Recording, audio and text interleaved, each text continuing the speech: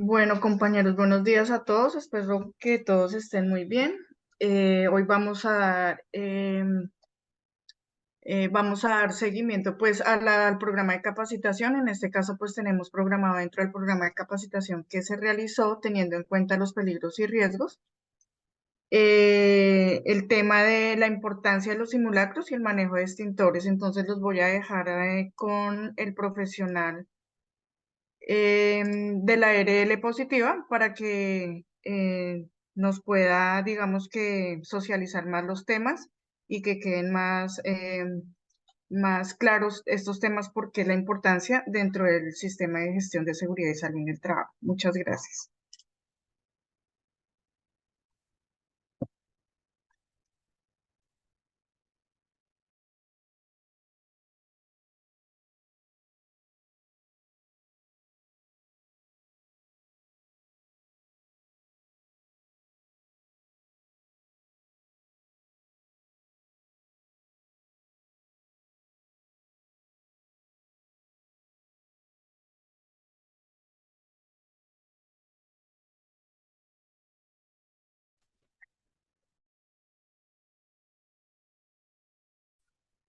Buenos días para todos, ¿ahí me escuchan?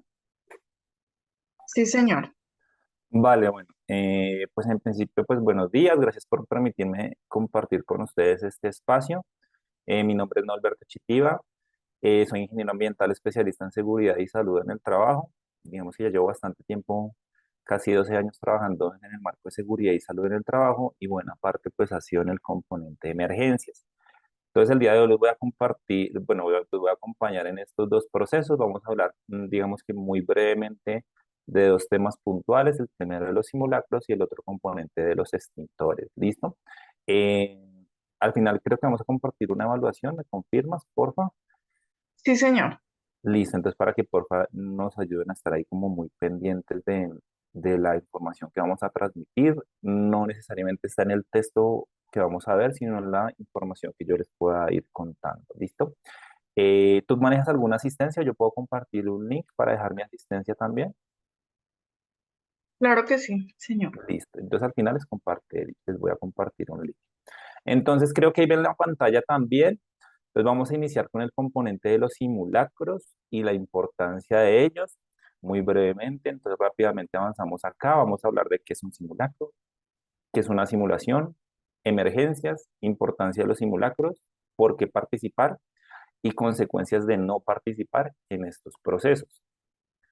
En principio debemos recordar que es una emergencia es porque los simulacros están orientados a prepararnos en función de esas potenciales emergencias y hablamos de que una emergencia es una situación inesperada que requiere una acción inmediata para proteger la vida, proteger la salud, proteger el medio ambiente e incluso proteger las propiedades, o sea, el tema físico, la infraestructura o los activos de una organización.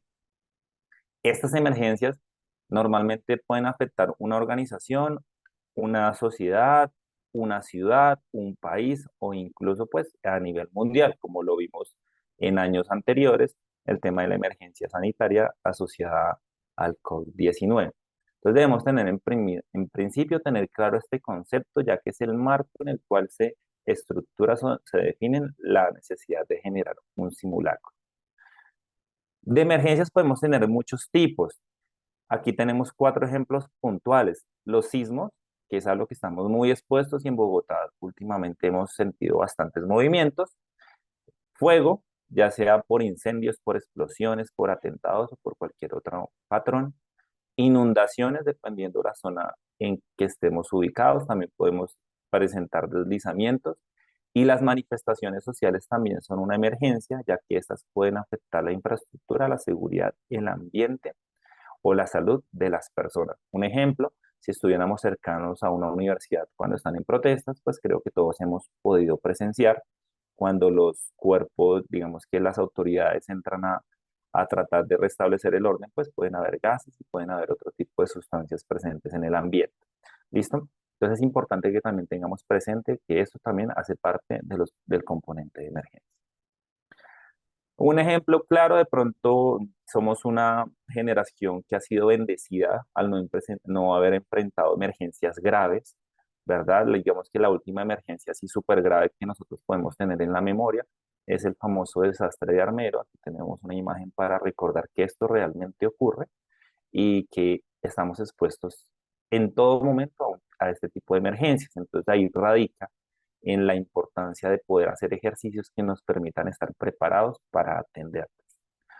Uno más citadino, el famoso incendio de la Torre de Avión, que también ocurrió hace 43 años ya. Es importante que también lo tengamos presente. Esto también puede ocurrir. No necesariamente hablamos de un fenómeno de origen natural, sino también podemos hablar de un fenómeno de origen antrópico. Debemos tener claro, primero vamos a aclarar el concepto de simulación. Cuando hablamos de simulación, hablamos de un ambiente controlado, donde no hay riesgos, donde se genera un juego de roles. Normalmente ahí hablamos o se ejecutan particularmente para probar estructura, resistencia de materiales y demás. Pero en emergencias no hablamos de simulación. En emergencias hablamos de simulacros, que es el concepto que vamos a ver a continuación. Entonces, un simulacro es un escenario real. Entonces, no sé si ustedes lo hayan notado, pero normalmente cuando se genera o se promueve un simulacro, hablamos de un escenario potencial que pueda materializarse. Ejemplo, los sismos, ejemplo, una inundación, ejemplo, un incendio.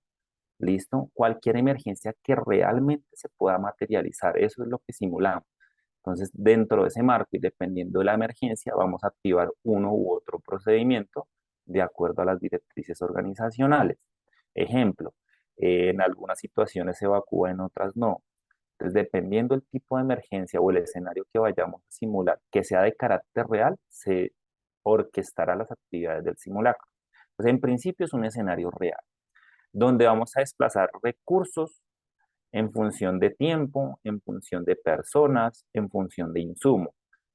Tal vez ustedes lo hayan visto también y es cuando aquí, en esos procesos de simulacros, alguien desplaza el botiquín, esos son recursos. E incluso pues estamos desplazando y movilizando a las personas, que también son un recurso de la organización. Estamos utilizando a los brigadistas, que también hacen parte de los recursos de la organización. Estamos utilizando los espacios de la organización, que también hacen parte de los recursos. ¿Listo?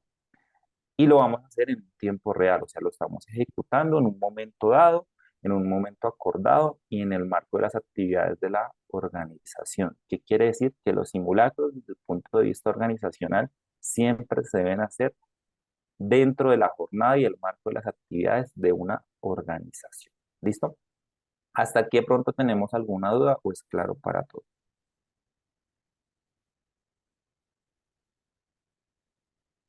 ¿Ninguna? Entendería con el silencio que Sí. no. Listo.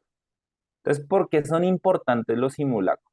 Como lo mencioné anteriormente, nosotros hemos sido una generación que no ha enfrentado crisis complejas desde el punto de vista que se ponga en riesgo la estabilidad de las infraestructuras físicas, pero sí hemos enfrentado otro tipo de emergencias.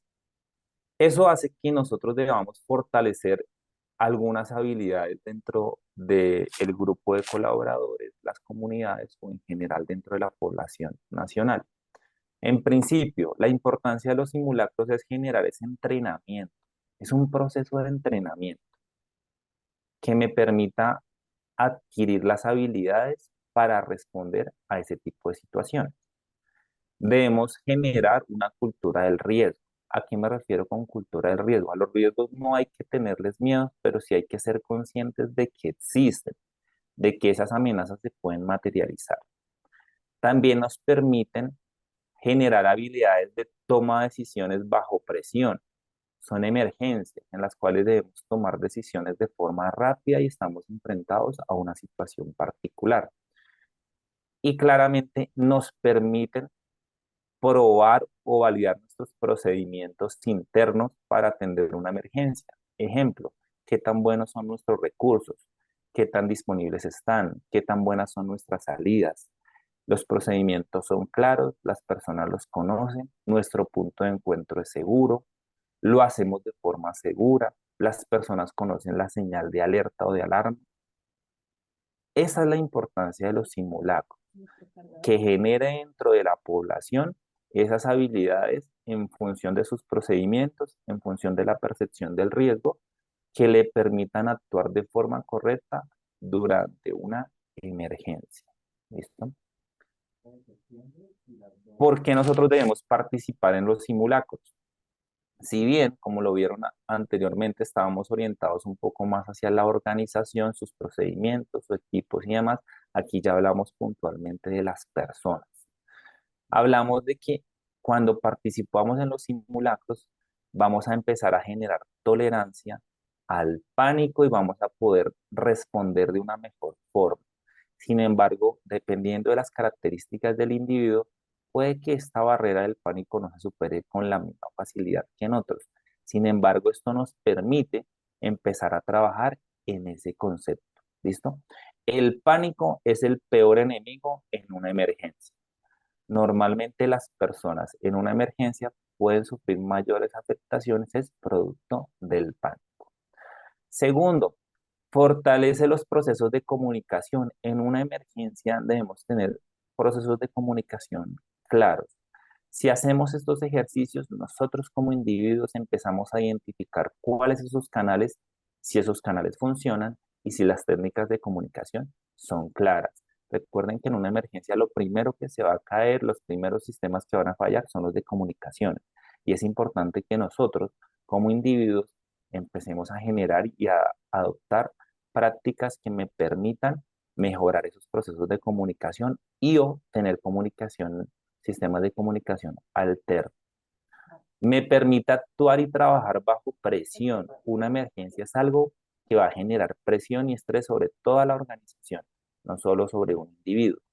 Esto me permite a mí como trabajador, como parte de la brigada, como parte del equipo, con cualquier rol que tenga dentro de la organización, generar esas habilidades de poder responder a una situación, así sea bajo presión. Y como lo vimos anteriormente, debemos aprender a tomar decisiones bajo esa presión y tomar decisiones rápidas. En una emergencia no podemos tomar mucho tiempo porque el tiempo en una emergencia se traduce en vidas. Entonces debemos tomar decisiones rápidas. De estos dos slides, ¿de pronto tenemos alguna duda o es claro para todos? Es claro, gracias. De acuerdo. ¿Qué pasa si no participamos en los simulacros? Esto es muy importante y creo que ustedes lo vieron, por ejemplo, en el sismo del 19 de agosto, se perdió una vida por el pánico, por no tener los conocimientos claros sobre cómo responder ante una emergencia. Si no participamos en los simulacros, lo primero que vamos a enfrentar es el pánico y ese pánico me puede llevar a tomar las peores decisiones en una emergencia. Incluso esas decisiones pueden poner en riesgo mi seguridad o la de los demás integrantes de mi equipo o de mi familia si estoy en casa. Lo segundo, voy a estar completamente confundido, no voy a saber cómo responder, no voy a saber cómo voy a actuar, voy a estar prácticamente como se conoce en el argot popular, bloqueado sobre cómo atender esta situación. Tercero, el proceso de emergencia se va a demorar mucho tiempo y reitero, en una emergencia el tiempo se traduce en vidas. Cuanto más tiempo demoremos un proceso de atender una emergencia, más vidas están en riesgo de perderse. Entonces es importante que tengamos claro que si no participamos en los simulacros, la probabilidad de tener o perder vidas mejor se aumenta o que tengamos consecuencias más delicadas en el grupo de trabajadores. Y finalmente, no nos vamos a articular, no vamos a poder responder de forma articulada a esa emergencia.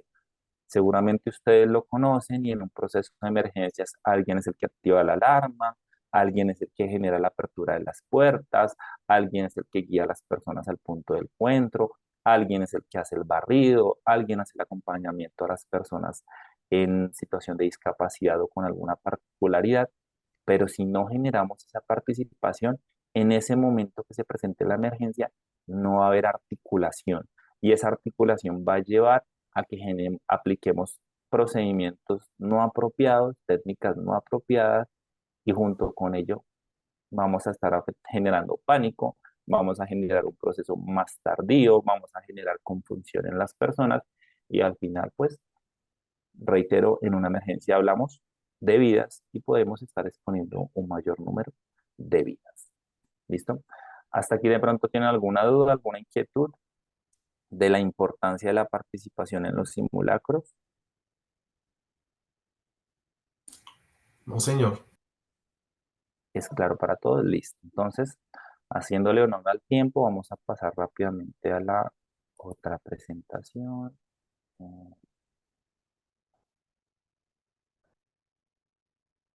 Listo, me Señora. cuentan, porfa, si ven el otro slide Sí, de señor. Sí, extintores. señora. Listo, bueno. Me gusta hacer énfasis que el tema de emergencias, ya sea botiquín o primeros auxilios, ya sea uso de extintores, ya sea proceso de evacuación o en general los conceptos de emergencias, si bien de pronto nosotros los adquirimos en el contexto laboral, estos son conocimientos de carácter cultural, porque una emergencia nos puede pasar en cualquier lado. Entonces, un ejemplo claro es, ¿cuántos tenemos un extintor en la casa? Seguramente muy pocos. ¿Pero se puede presentar un incendio en la casa? Sí.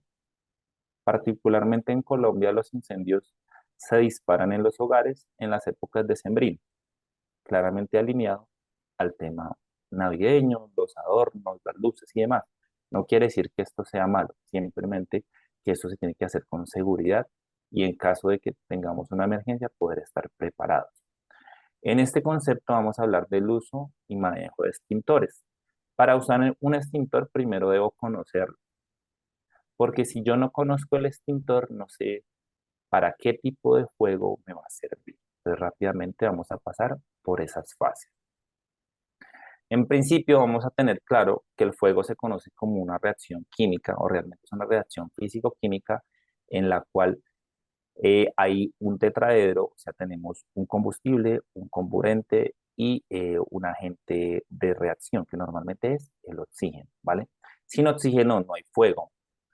No sé si ustedes lo recuerden que por allá cuando uno era niño, cuando está haciendo asados, etcétera, está intentando prender fuego, cuando a la llama no le entra aire, como nosotros decimos, pues la llama no tiene reacción, no genera ningún tipo de llama, teniendo en cuenta que no hay oxígeno, que es parte fundamental para que exista el fuego. Se puede presentar en cualquier contexto, contexto laboral, contexto familiar, contexto social. Lo importante es que se genere una reacción. Si hay condiciones para que se genere esta reacción, pues ya hay fuego. Un ejemplo claro es cuando prendemos la estufa. Si tenemos una fuente de calor, que es por ejemplo el briquet, los fósforos, etcétera, tenemos el oxígeno, que es el que nos permite oxidar el combustible, y tenemos el combustible, que en nuestro caso puede ser el gas, o es el gas mejor, se genera este tipo de reacción. Entonces se puede presentar en cualquier situación. Pero recordemos que el gas no es el único combustible, existen las maderas, los plásticos, etcétera. Y la mayoría de las cosas que nos rodean pueden ser combustibles. Entonces es importante que tengamos presente en principio esto. Basado en ello, pues existen distintos tipos de fuegos. Y vamos a encontrar fuegos calificados como A, B, C, vamos a encontrar otros con D, vamos a encontrar otros con K, dependiendo la actividad económica que nosotros realicemos o los agentes que están presentes en la actividad económica que nosotros realicemos. Normalmente encontramos un extintor tipo ABC, que lo conocemos como multipropósito y es de color amarillo, normalmente, ¿vale? Este extintor me va a permitir poder controlar varios, pues en este caso, tres tipos de fuego. Fuego A, fuego A, fuego A, fuego B y fuego C. Es importante que en función de conocer el extintor, identifiquemos el origen de ese fuego para saber cuál extintor podemos implementar. Un ejemplo claro, cuando hablamos de los fuegos de tipo A, hablamos de cuando se están quemando agentes sólidos, ¿listo? Papeles, plásticos, maderas. Cuando nos referimos a ese fuego son temas sólidos, ¿listo?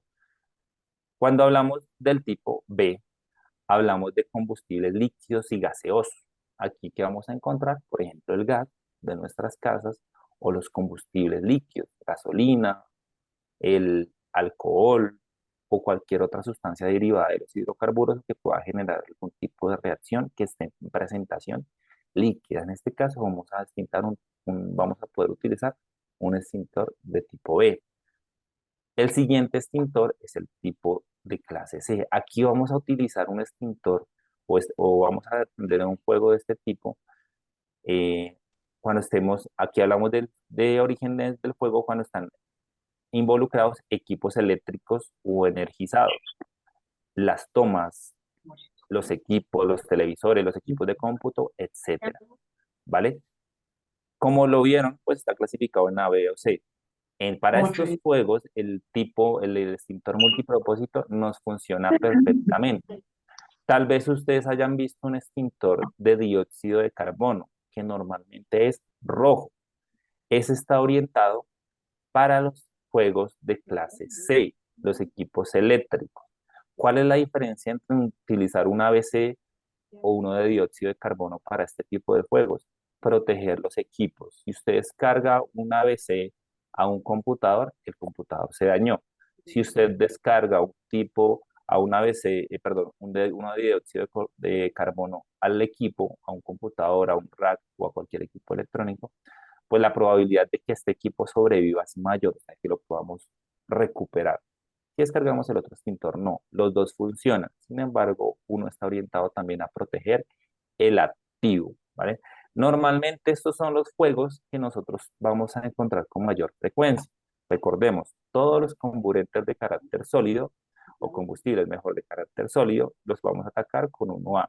Los combustibles de carácter líquido con 1 tipo B y los fuegos de originarios, los sistemas eléctricos con 1C. Pero resalto, el extintor ABC, que es el multipropósito, nos permite atacar cualquiera de los fuegos sin tener algún tipo de discriminación, ¿vale? Hasta este momento es claro. Profe, una pregunta. Cuéntame. O sea que en casa uno puede tener el multipropósito, no necesariamente debe tener uno para cada situación. Puede tener solo el multipropósito. Correcto, sí, en casa la recomendación es tener un multipropósito, porque en casa puedes tener muchos agentes. Puedes tener agentes sólidos, por ejemplo, las cortinas. Las cortinas son de velo, son de Dacron y son muy combustibles, no sé si lo hayan notado. Pero también podemos tener de pronto alcohol y es un combustible líquido. Entonces te va a permitir atender los dos fuegos sin ningún problema.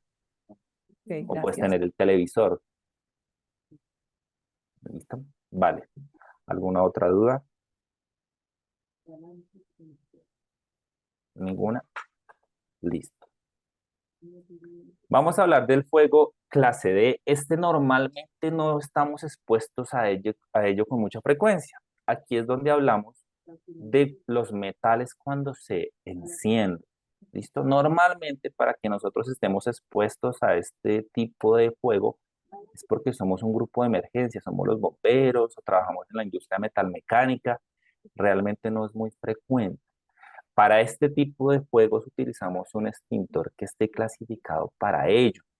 Normalmente no es muy popular porque son industrias particulares en las cuales lo vamos a poder ver, ¿vale? Es completamente claro que en este tipo de juegos yo debo ser muy consciente de que estoy en este escenario para no aplicar un agente que vaya a generar una reacción adicional.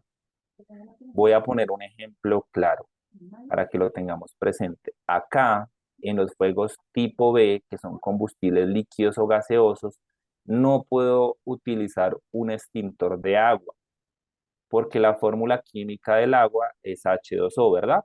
O sea, tiene componentes de oxígeno. Si yo genero una descarga de agua, combustible líquido o gaseoso, pues lo que voy a hacer es inyectarle más oxígeno y la llama se va a avivar.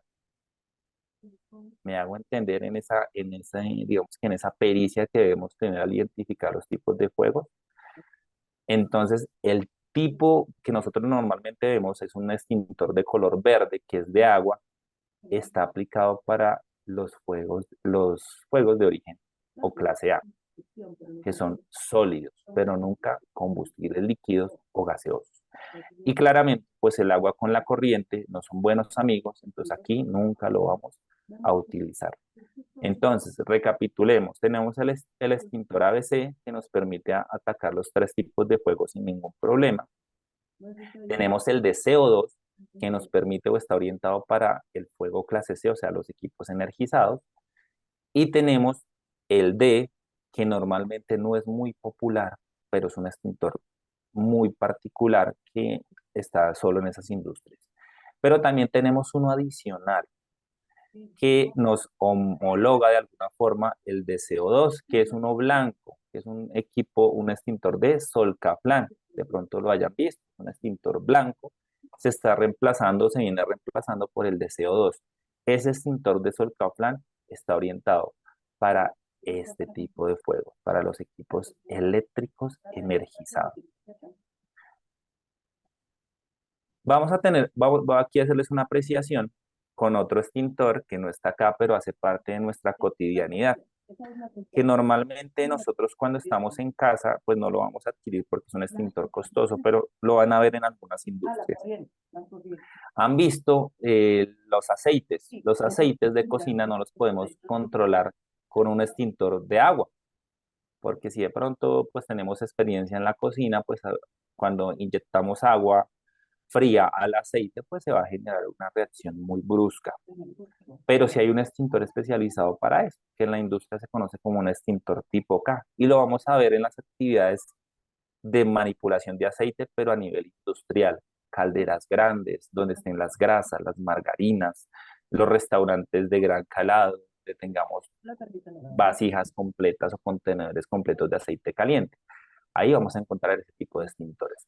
Pero en nuestra casa, en nuestras actividades administrativas u cotidianas, un extintor ABC nos permite controlar estos factores de riesgo. Bueno, y aquí para avanzar, pues normalmente nosotros tenemos Hola, buenos extintores. días. Buenos Hola, días. disculpa una preguntita que me asalta en este momento.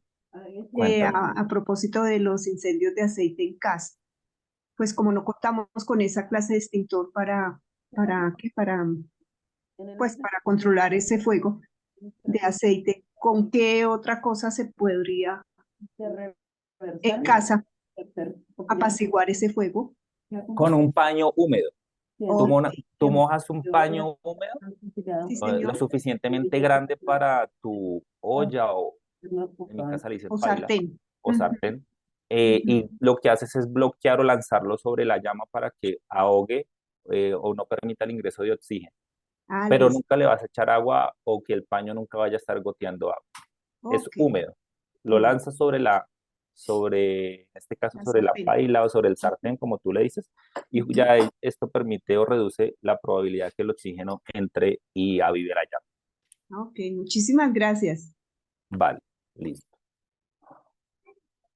Listo. También es importante aclarar, los que tenemos vehículo o los que tienen vehículo, el extintor que normalmente se maneja es el ABC. Ideal, hay unas marcas particulares que nos entregan un extintor rojo, que es un tipo de CO2. Pero el extintor rojo, reitero, que es de CO2, nos permite proteger el activo, o sea, nos permite controlar el fuego, en este caso, asociado a los sistemas eléctricos del vehículo, pero la mejor práctica en un vehículo es un extintor amarillo. Y la razón es muy sencilla, si tu vehículo es a combustión, o sea, es a gasolina, esa es la gente que me va a permitir sofocar y controlar un combustible líquido o gaseoso, ¿vale? Para que lo tengamos presente. No sé si tengamos alguna otra duda o hasta aquí es claro. ¿Ninguna? Profe, o sea que el multipropósito sirve en casa y sirve para el carro. Correcto. Sí, señora. Es la opción más disponible y funciona. Para controlar el fuego, funciona. ¿Qué Buenos es importante? días, Sí, señor. Manejo del profe, para aportar algo. Ahorita en esta temporada nosotros viajamos y la gran mayoría sale de sus casas, ¿sí? En los carros. Entonces hay que verificar que el extintor esté cargado, que esté con la carga que dice ahí, que aparece ahí, que tenga la presión necesaria. Tener mucho cuidado cuando se hacen las recargas en carretera.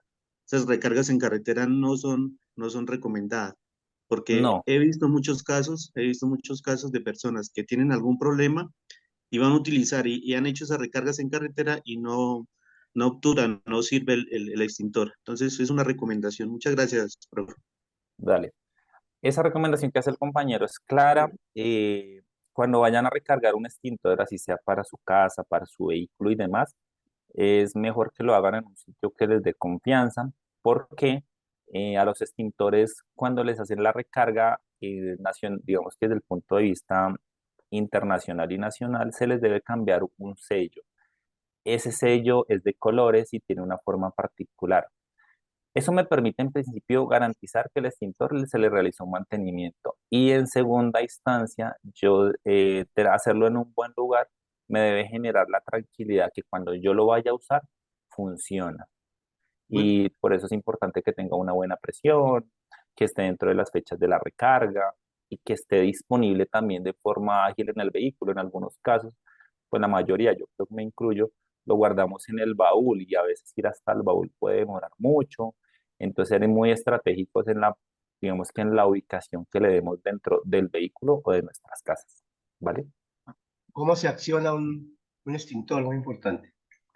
Ya vamos para allá, ya vamos a llegar a esa parte, ¿listo? Buenos Bueno, días. sí. Tenemos una pregunta de Edgar Caicedo. Ujú. Buenos días. Es más de una pregunta de recomendación o un dato para tener en cuenta. En la mayoría de estaciones de bomberos hacen las recargas y van a la fija, porque ellos son los especializados en este tema. Correcto, sí, señor. Esa es la mejor opción.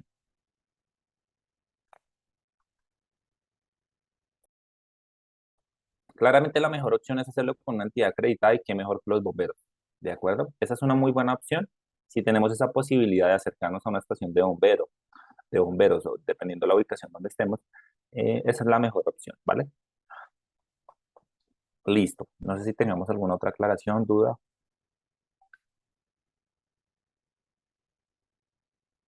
¿No? Vale. Nosotros vamos a encontrar, o en el mercado mejor, existen dos tipos de extintores. Hablamos del que está presurizado de forma permanente y hablamos del que está presurizado con cartuchos de algún tipo de gas. En el mercado, o normalmente los que más se usan son los que tienen presurización permanente, porque por facilidad se facilita el mantenimiento, están disponibles y no, y pues son de un menor costo de mantenimiento en función de los otros. Nosotros vamos a ver normalmente el que siempre está presurizado. ¿Listo? Todos los extintores tienen algún grado de presurización, todos, sin importar el agente. Entonces, lo que nos mencionaba el compañero anteriormente, pues debemos garantizar que ese manómetro tenga la presión adecuada. Y yo donde garantizo que tiene la presión adecuada, el manómetro tiene una franja negra que está apuntando a las 12, debe estar ahí.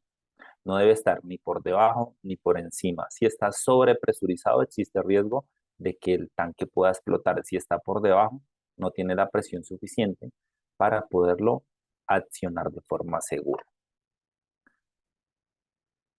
Aquí hablamos el agente de dióxido de carbono, que es el más utilizado, igual que viene mejor reemplazando el agente de Solcaflan, que el agente de Solcaflan se conoce como agentes halogenados. ¿Listo? La tendencia por temas ambientales es cambiar estos agentes por dióxido de carbono. En este caso, nos sirve para los fuegos B y los fuegos C. ¿Qué es chévere de este extintor? Que nos permite proteger el activo, pero debemos tener una precaución muy grande. Como esto es dióxido de carbono, esa sustancia no puede tener contacto con mi piel nunca. Entonces, por eso estos agentes tienen una corneta desde la corneta y reducir la probabilidad de tener contacto con el agente. Ubicación de los extintores. Esto es súper clave y nosotros debemos ser agentes de que esto esté de forma segura. Entonces es importante en principio que estén ubicados en un lugar que sea de fácil acceso, que yo los pueda identificar, que estén señalizados. Pueden estar a nivel del suelo, con la base, claramente. O sea, no deben estar sobre el suelo, sino sobre su base, pero pueden estar la base claramente sobre el suelo. Y deben estar a una altura máxima de 1,30 desde la base. ¿Qué quiere decir? Que del suelo a donde inicia el extintor, máximo debe haber 1,30. La razón de esto es muy sencilla. Los colombianos no somos muy altos, ¿verdad? Y un extintor pesa. Si el extintor está sobre esa altura, se reduce el fácil acceso a él. Yo ya no lo voy a poder descargar de forma fácil, de forma ágil. ¿Qué pasa si, por ejemplo, en mi empresa, pues la talla no es la más alta o todos somos muy bajitos y dejamos el extintor a 1,5 metros? Nos toca casi que descargarlo con los hombros. Entonces eso no debe pasar. De ahí, digamos que la raíz de que el extintor no esté a esa altura, en principio es el acceso. Y en segunda instancia, alineado a la seguridad, entre más alto esté el extintor, en dado caso de una caída, la probabilidad de que genere un daño es más alta y la que el extintor tenga algún tipo de avería también es más alta. Entonces, la norma nos dice que debe estar máximo a 1,30. ¿Listo? Dependiendo también las características culturales en la ubicación de los extintores. Algunas industrias o organizaciones prefieren dejarlos en el suelo con sus bases, otros prefieren colgarlos, ¿vale? Los dos están bien. Lo importante es que siempre estén señalizados y de fácil acceso. ¿De este ítem alguna duda?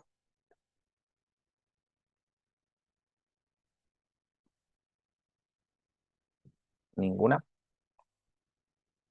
Listo. Estas ya las vi. Es una preguntita. Casi todo a nivel comercial y todo, especialmente para vehículos, los que ofrecen son esos extintores amarillos. ¿Eso tiene la misma configuración o por qué ahí no ofrecen de estos extintores rojos? Lo que pasa es que el extintor rojo es más costoso. Un extintor de CO2 puede valer hasta 6 veces más que un extintor amarillo.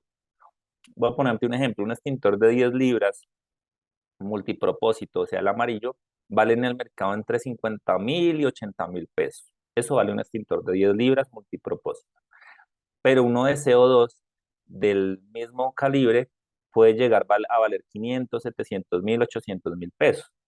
Entonces, claramente por el tema de costos, hoy no se ofrece con tanta facilidad. Si nosotros estamos en la posibilidad de adquirir un extintor de ese tipo, es una muy buena recomendación para proteger el vehículo, o sea, para que el activo, si se llega a incendiar, pues no se dañe cuando descarguemos el extintor. Sin embargo, hay que tener algo muy presente. Si, por ejemplo, se prende no el motor del vehículo y el motor del vehículo está lleno de piezas sólidas, plásticas, el extintor no va a reaccionar de la misma forma. Ahí vamos a necesitar uno de apoyo, que sería el ABC, ¿vale? Gracias. Entonces, normalmente por eso es que utilizamos el ABC, porque nos protege de todo. Digamos que vamos a estar amparados de todo tipo de fuegos o de los que estamos presentes en los vehículos. Por ejemplo, las telas de los vehículos, si digamos, los asientos los que empiezan a tener algún tipo de afectación por fuego, por X o Y motivo, no sé, de pronto tenías un briquet y se prendió porque algo extraordinario ocurrió, pues el extintor ABC no te va a permitir, perdón, el extintor de CO2 no va a permitir controlar ese tipo de fuego, pero sí un ABC.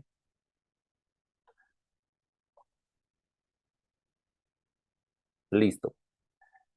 Esto es súper importante, tanto desde el punto de vista organizacional como desde el punto de vista social o comunitario, es entender la rotulación de los extintores.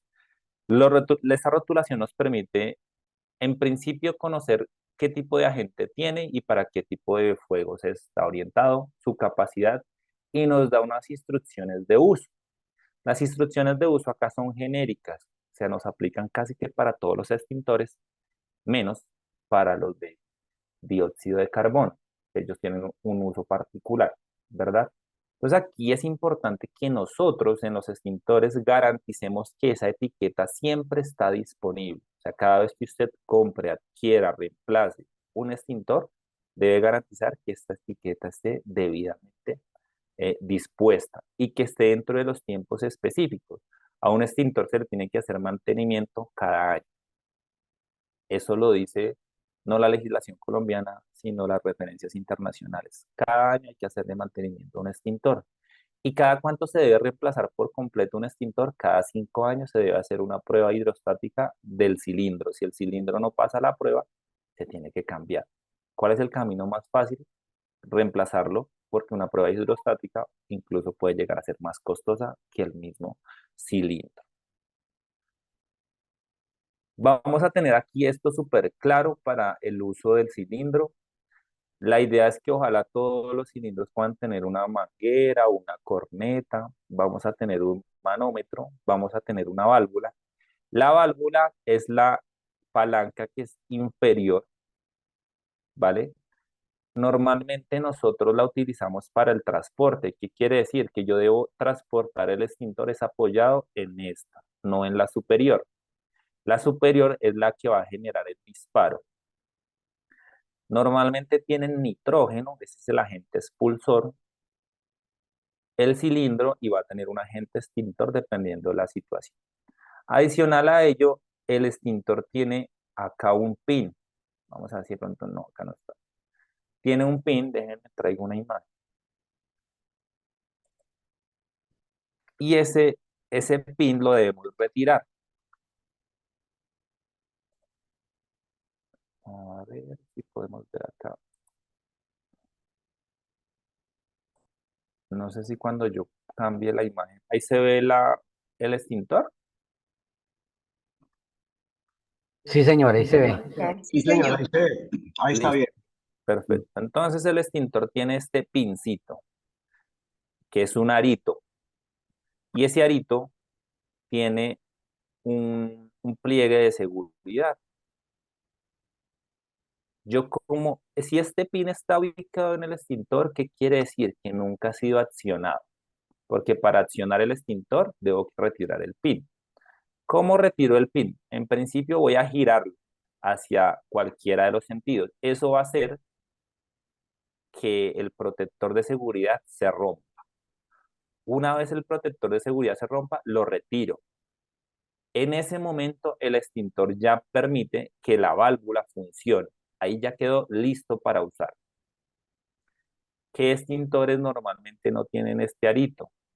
Algunos sí, algunos no. El de CO2. En este ejemplo sí lo tienen, pero hay unos que no lo tienen. Entonces por eso debo estar muy atento a esos que no lo tienen.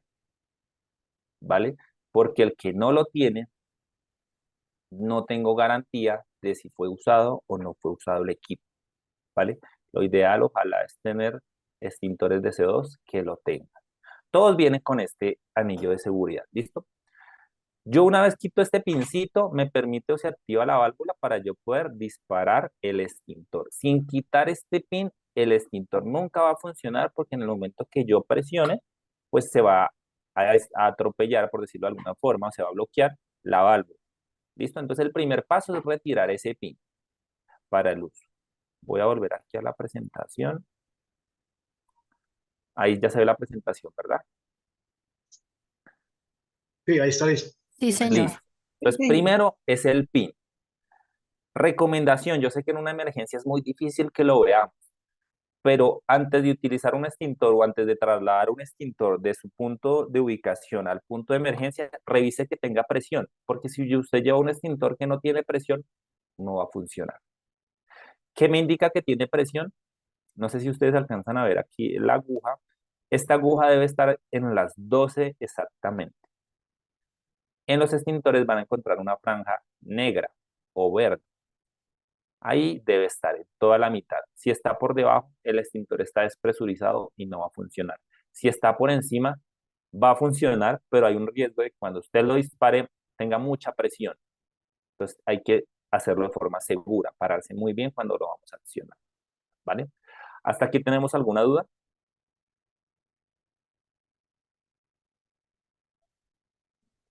Ninguno. No, ¿Ninguna? yo sí tengo dudas porque precisamente dice usted que si está por encima de 12 y uno lo acciona y que el extintor se puede explotar. No Entonces, se va a... en ese caso, ¿qué pasa? Cuando esté por encima de 12, por decir algo. Ok. Cuando está, la idea es que nunca esté por encima de las 12, ¿listo? Si está por encima de las 12, el riesgo es que si el extintor se cae, se pueda fraccionar el cilindro. Si está por ya. encima de las 12 y cuando yo lo voy a utilizar, lo que va a hacer el extintor es generar una muy buena fuerza hacia atrás. Entonces yo tengo que pararme de forma segura para que el extintor no me vaya a generar algún tipo de afectación cuando dispare el chorro, porque él me va a generar una fuerza de presión hacia atrás. Es algo normal, producto de la presión que está generando el cilindro. No sé si me hago entender. Gracias, sí, señor. Vale. Listo. ¿Cómo se debe utilizar un extintor? Ojo, entonces me vuelvo un poquitico. Lo transportamos de la válvula inferior, nunca de la superior. Cuando lo transportemos, no vamos a cerrar el puño, vamos a llevar la mano, digamos que un poco doblada, generando apoyo sobre la palanca, pero nunca vamos a apretar el puño porque existe el riesgo de que lo activemos, ¿vale? Lo vamos a transportar acá. Lo vamos a llevar al punto de la emergencia. Pero yo quiero dejarles una claridad. Nosotros no somos bomberos, nosotros no somos de la defensa civil, nosotros no tenemos una preparación técnica. ¿Qué quiere decir? Que nosotros atendemos conatos de incendio, no incendios. ¿Vale? ¿Qué es un conato de incendio? Cuando el fuego está iniciando. Porque el extintor, si usted tiene un extintor de 10 libras, le permite controlar una llama pequeña, no una llama grande. ¿Qué puede pasar si ustedes ven que la llama ya es un poco más grande? ¿A qué me refiero con un poco más grande? Y es que por lo menos la altura de la llama ya alcance 1 metro. Ya estamos hablando de que se nos está saliendo del control de un extintor de 10 libras. Entonces vamos a necesitar el apoyo de otro extintor. ¿Es claro? Es importante que tengamos ese conocimiento. Cuando nos vamos a acercar al punto de la emergencia, siempre nos vamos a acercar en favor del viento, nunca en contra del viento. Esa es la mejor recomendación. ¿Por qué no va a ser en contra del viento? Porque las llamas van a tender a inclinarse hacia donde va la inclinación del viento, o sea, van a venirse hacia mí. Y segundo, los gases también van a intentar impactarme. Y los gases que se están quemando acá y que está generando la llama pueden generar una reacción exotérmica, o sea, pueden explotar, ¿vale? Porque es un combustible que se está quemando y acá generan algunos derivados. Y aquí tenemos una fuente. Entonces es importante eso. ¿Listo? Siempre a favor del bien. Cuando hablamos de utilizar una cortina PQS, hablamos cuando ya hablamos de una cortina de protección ignífuga, y no sé si ustedes lo hayan visto, pero la utilizan los bomberos. Son unas especies de barreras que les permiten acercarse a la fuente de la emergencia. ¿Listo? Pero la primera recomendación, siempre vamos a acercarnos a favor del viento. Nunca y nunca, ya sea ingresando o saliendo de la emergencia, le vamos a dar la espalda al fuego. Jamás se le da la espalda al fuego. Siempre mirando el fuego, ya sea accediendo a la zona de emergencia o retirándome de la zona de emergencia. ¿Hacia dónde vamos a accionar el extintor? El extintor debe ir de un chorro completo. Yo no voy a ir de a poquitos, voy por aquí, voy por allá. No, se lanza un chorro seco hasta acabar el extintor y siempre lo vamos a lanzar a la base del fuego, que es donde está el combustible que le está dando vida al fuego. Y vamos a procurar hacer movimientos horizontales.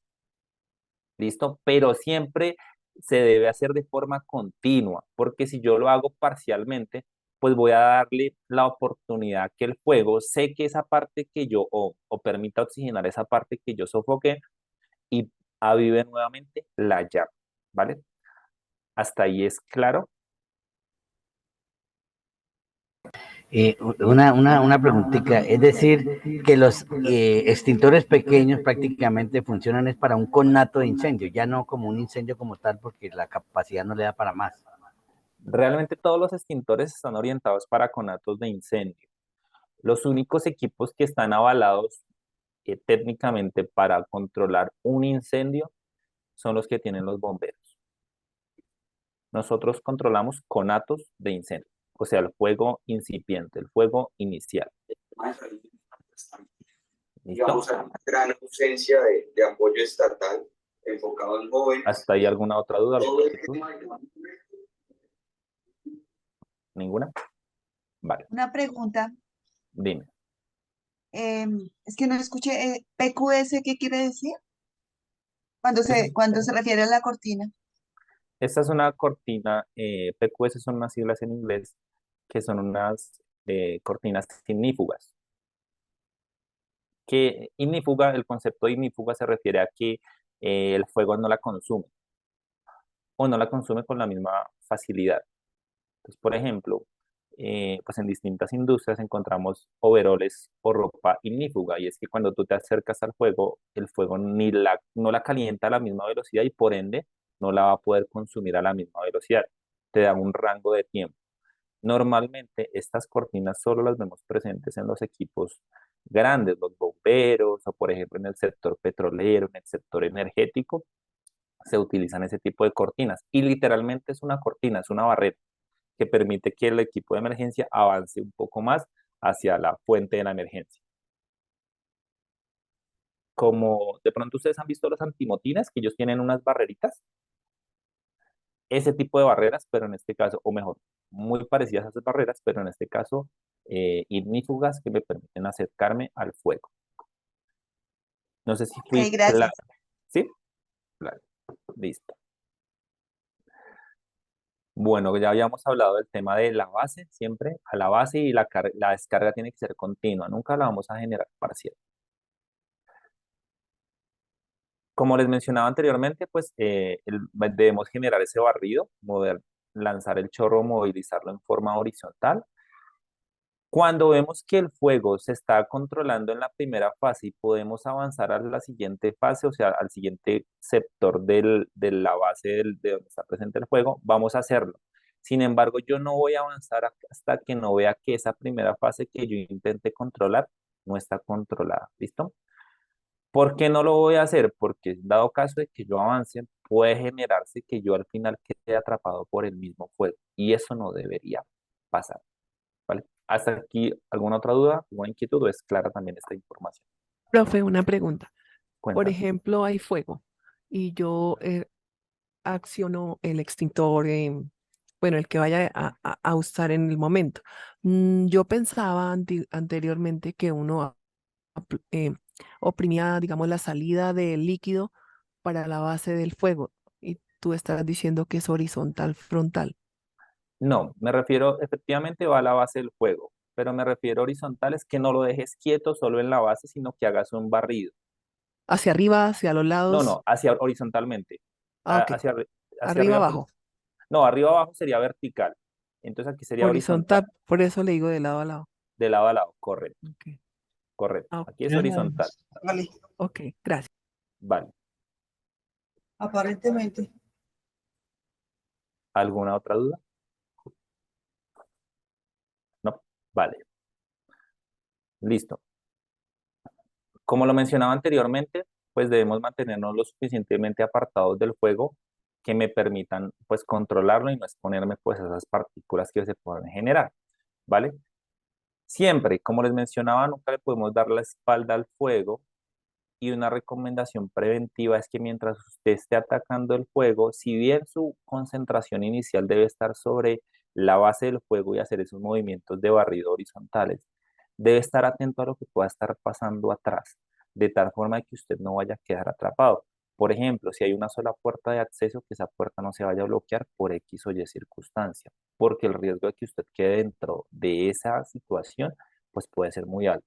O si, por ejemplo, en su espalda hay elementos que son combustibles, altamente combustibles, pues eso es un riesgo adicional de que el fuego, reitero, los gases que se están quemando pueden en algún momento explotar y puedan abarcar por completo la habitación o el lugar en el que usted esté. ¿Listo? Pues por eso es muy importante ser muy precavidos y segundo, conocer la sustancia a las cuales ustedes se están enfrentando y en el contexto en el cual están inmersos. Voy a poner un ejemplo coloquial. Si ustedes de pronto están controlando un conato de incendio en un lugar de almacenamiento de sustancias químicas y en ese lugar de almacenamiento hay tambores de alcohol, por ponerles un ejemplo, pues debemos garantizar que ese fuego no vaya a lograr alcanzar esos tambores de alcohol, ¿vale? Entonces por eso debemos estar muy atentos Y es importante y clave que el control del fuego siempre se hace en equipo, y más cuando estamos hablando de algún riesgo particular, ¿vale? ¿Hasta aquí alguna duda, inquietud?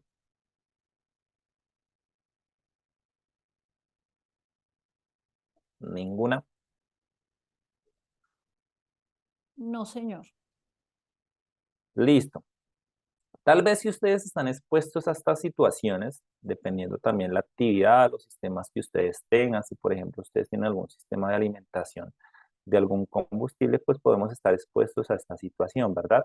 Y es cuando tenemos algún tipo de cañería o tubería o sistema de alimentación que tiene algún tipo de infiltración y por allí se está generando algún tipo de fuego. En este caso, nosotros debemos buscar atacar, en principio, es esa base de la cañería que está generando fuego, pero lo debemos atacar o lo debemos, digamos que intervenir en el ángulo recto de la filtración que se pueda estar generando. O sea, yo debo apuntarle a la filtración y no, por ejemplo, a los remanentes que se están generando. Voy a poner un ejemplo. Si tenemos una fuga de gasolina, pues la gasolina es un líquido que se va a desplazar fácilmente. Entonces, seguramente pueden incendiar toda la tubería, pero la fuente como tal es la filtración. Yo debo ir directamente a la fuente. Si yo controlo la fuente, posteriormente va a ser más fácil controlar los remanentes producto de la fuente, ¿vale? En esa parte soy claro. Sí, Sí, señor. señor. De acuerdo. Listo. Cuando logremos por completo extinguir el fuego, debemos realizar una revisión para validar que no exista el riesgo de que ese fuego se pueda avivar. No sé si ustedes lo hayan visto, pero y creo que todos lo hemos visto. En los asados utilizamos cenizas, o sea, las cenizas tienen energía, siguen ardiendo. Entonces debemos lograr validar que esas cenizas no tengan riesgo de que aviven el fuego. ¿Qué se hace en esos casos? Si con un extintor logré controlar el fuego, traemos otro para que me permita neutralizar por completo las cenizas, ¿vale? Eso es importante. No debemos darle pie o darle la oportunidad a que el fuego vuelva a tomar fuerza.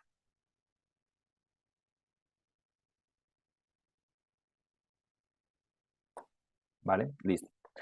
De pronto este no les aplica, pero sí me gusta comentarlo. Cuando estamos involucrados en una emergencia con líquidos combustibles, lo primero que debemos buscar es controlar el derrame y luego el resto del fuego. ¿Listo? ¿Qué pasa con esto? Los líquidos pues van a empezar a transportarse. Aquí hablamos a nivel de suelo, ¿verdad? Van a empezar a movilizarse por la superficie. Esto va a hacer o va a lograr que alcance otras áreas de la organización. Vamos a tener primero, vamos a procurar primero, en principio, ir a controlar estas llamas que están presentes en el suelo, o sea, producto del derrame. Posterior a controlar esas llamas, nos vamos a ir a la fuente del derrame. Tal vez si ustedes lo han notado, si uno, por ejemplo, incendia un galón de gasolina, cuando se incendia ya se controló, o sea, cuando ya no se está generando chispa de rebote, pues él se va a empezar a incinerar ahí. No va a generar, no, la gasolina no responde de forma exotérmica cuando ya logra su nivel de alcanza su temperatura ideal, por decirlo desde la forma más genérica. Pero en ese caso, ahí va a quedar la gasolina consumiéndose. Pero el derrame sí puede seguir avanzando y puede llegar a alcanzar otras áreas. Entonces, lo primero que yo debo hacer es controlar ese derrame que está a nivel de suelo, desde el punto de vista del fuego. La técnica va a ser la misma, siempre a la base, generando un barrido horizontal. Cuando yo ya controlé eso, ahora sí me voy a la fuente, porque estamos hablando de nivel de suelo. Cuando hablamos a nivel de tuberías, como lo vimos anteriormente, sí nos toca ir en principio al derrame porque o a la fisura, porque ahí hay una presión muy alta que va a seguir saliendo y va a seguir alimentando el fuego. Cuando estamos así en un ambiente que ya está quieto, que la fuente de energía está en un solo lugar y no hay riesgo de que genere mayor dispersión, debemos primero controlar las bases del suelo, ¿vale? No sé si me hice entender en esa ¿No? parte. ¿A qué punto hay más? ¿Sí es claro esa parte para todos? Para mí sí, claro. Sí, señor. Listo, de acuerdo. Listo, bueno, esto alineado también a lo anterior, ya lo hicimos fase, digamos que para hacer el énfasis, es importante que siempre cuando ya lo controlemos, dejar una muy buena capa de el polvo químico, en este caso seco, que es el que utiliza el ABC, para evitar que esos escombros, esas cenizas y demás puedan generar una activación. Entonces, un refuerzo de lo que vimos anteriormente. ¿Listo? O sea, lo que buscamos es que por completo se controle la probabilidad de que el fuego tome fuerza nuevamente. ¿Ah? ¿Listo? Recomendación. Si ya logramos controlar el fuego, una forma de que esto no se avive también es remover algunos de los escombros para que estos se enfríen con mayor facilidad. Pero aquí quiero dejar una claridad. Si estamos hablando de alguna organización particular, si tenemos, por ejemplo, presencia de heridos, si tenemos, por ejemplo, Dios no lo quiera, algún fallecido, las escenas del crimen no se deben intervenir, ¿verdad? Entonces debo procurar hacer la manipulación posible de estas situaciones. Sin embargo, también hay algo que se llama que prima la vida. Entonces, si tenemos todavía personas presentes en la zona y existe la probabilidad de que el fuego se avive, pues esto sí lo vamos a poder hacer, ¿vale? Siempre y cuando podamos soportar y tengamos claro que había un riesgo inminente de que se avivara el fuego y teníamos aún personas presentes en la zona, ¿listo? Recomendación general, procuren mejor sofocar el fuego por completo desde el punto de vista de los equipos de ignición para reducir la intervención que podamos generarle a la escena afectada. Listo, no sé si hasta aquí tengamos alguna duda, alguna inquietud, todo fue claro.